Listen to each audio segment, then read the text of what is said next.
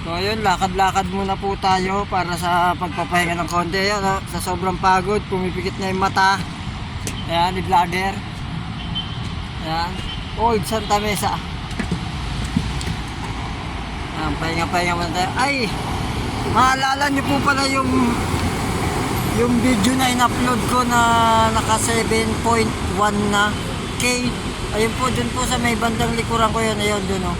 Yung ang caption niya tignan nyo yung sa likod ko. Doon po banda yun. Bukas pupuntahan po natin yan para ipakita yan.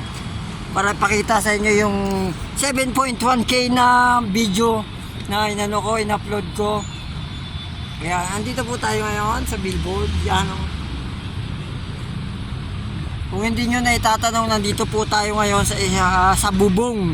Yan, bubong ng ginagawa namin. So ito yung pahingahan ko kapag tapos ng trabaho. Yan, ito yung billboard. Nakita nyo yung billboard yan, kabitan ng billboard yan. So tayo ay nakatungtong sa bakal. Yan, dito ako madalas nagtatambay pag nandito ako. Kaya sabi ko kaganina doon sa video, namimiss ko tong lugar na to kasi dito ako palagi nagtatambay pag gabi o kahit madaling araw. Sa harap ng simbahan. Ito sa harap ng simbahan. Ayan.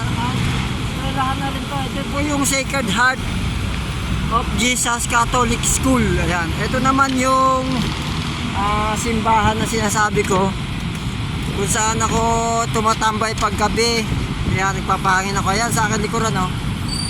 Yan.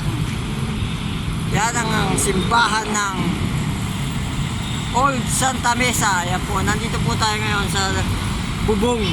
Yan. Wow, wow, wow, it's